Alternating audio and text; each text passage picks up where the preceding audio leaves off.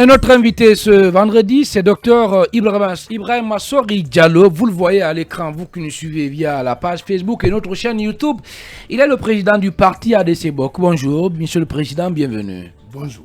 Allez, on évoque avec vous les conclusions des travaux du cadre de dialogue politique en Guinée. Mamadou Abalde. Oui, M. Diallo, bonjour. Alors, avant d'arriver au niveau des conclusions, j'aimerais savoir par quel mode on est parvenu à ces conclusions. Est-ce que c'est par consensus ou bien c'est par vote? Comment vous en êtes arrivé là?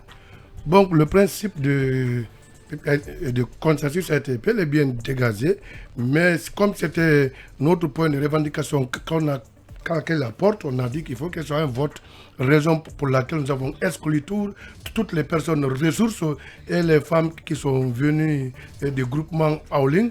Donc elles se sont fait représenter par Dieu. Finalement, toutes les thématiques ont été adoptées par vote.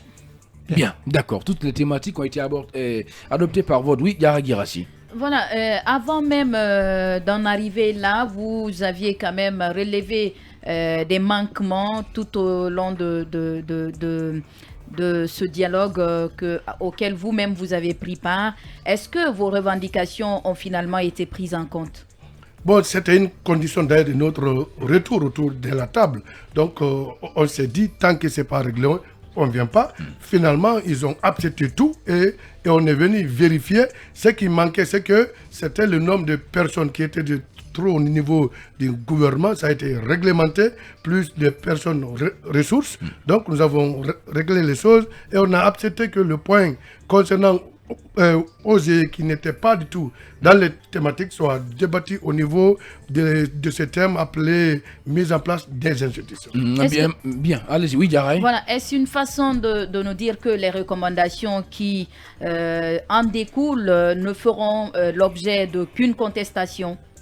Jusqu'à date, parce qu'on n'a pas encore signé le rapport de conclusion, donc on attend encore relire. Est-ce que tout ce qu'on s'est dit, ce qui se trouve dans le rapport, si ce n'est pas contenu, nous n'allons pas du tout signer. Alors, il serait important quand même que le docteur essaie de revenir sur les grandes conclusions de ce rapport. Quelles conclusions? Voilà, c'est très important. Quelles sont les grandes lignes en termes de conclusion de ce rapport? Parlez-nous-en. Bon, écoutez, quand on vous donne des grandes lignes de ce rapport, cela veut dire que vous aurez les rapports avant le rapport. Donc, je crois bien que pour le moment, il est important, comme il n'y a pas eu délibéré officiel sur le rapport, mais nous avons quand même des lignes. Ces lignes, c'est par rapport à quoi? Nous avons parlé de OSE, et OSE a été accepté. L'organe de gestion des élections. Les élections comme une institution indépendante dans la Constitution. Ça a été réglé. Et nous avons également parlé de RAVEC. Le RAVEC, c'est le programme de recensement à vocation administrative. Ok, donc c'est là aussi, ça a été dit, dans le délai, conformément avec l'accord entre la commission technique de la CEDEAO et le CNRD, ce qui a été adopté, c'est qu'on peut extirper le fichier, c'est-à-dire dans ce RAVEC-là. Alors, qu'est-ce que nous avons relevé?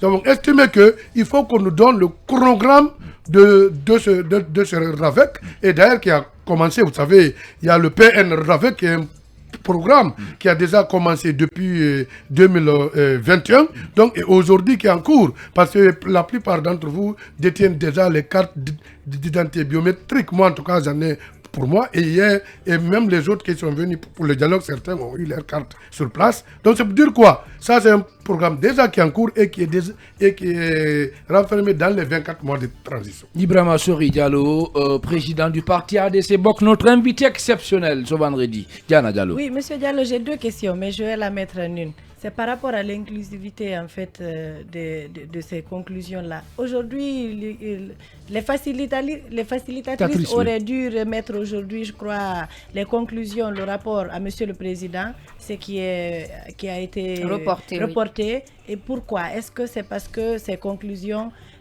n'incluent pas tout le monde en fait? Effectivement, il y avait des points de divergence, donc il faut rappeler. Parce que si l'administration a voulu que les chefs de quartier soient nommés, chose qu'on a vraiment écartée en un revers de main. Et nous avons estimé qu'il faut maintenant qu'on adopte le rapport en plénière.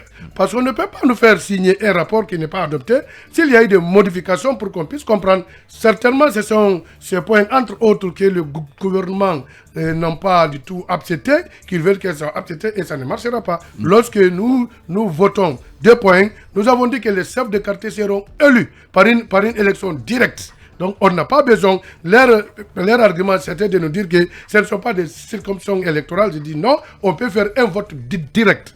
Un vote direct depuis le secteur. Vous allez, le secteur peut élire leurs représentants dans le quartier. 2 personnes. Ces 2 personnes-là viennent donc, avec le nombre de secteurs, venir élire un chef de quartier. Ça ne demande même pas de moyens.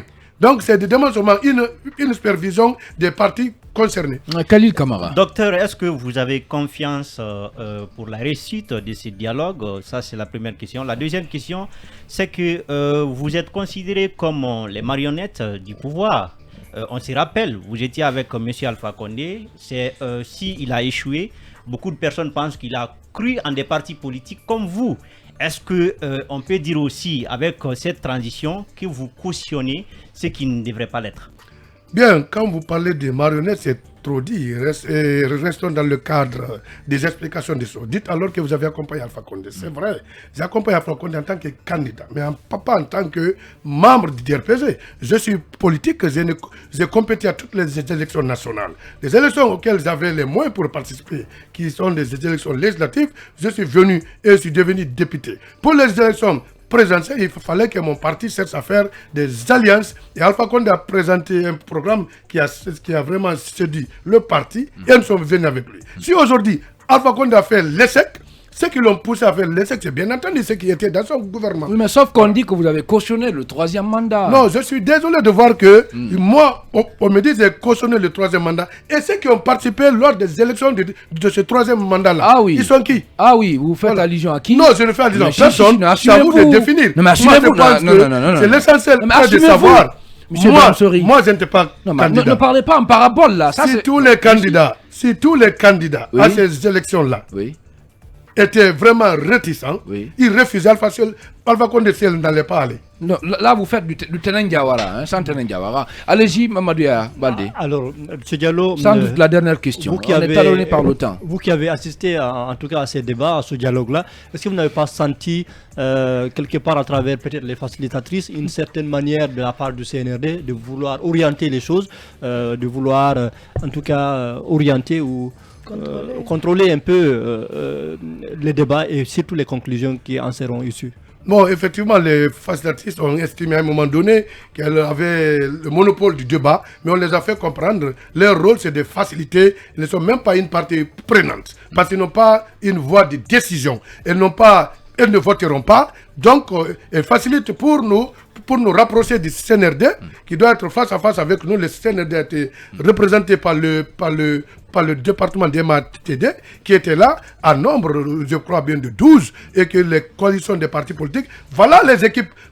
Alors, si vous parlez des facteurs, elles ont même eu chaud.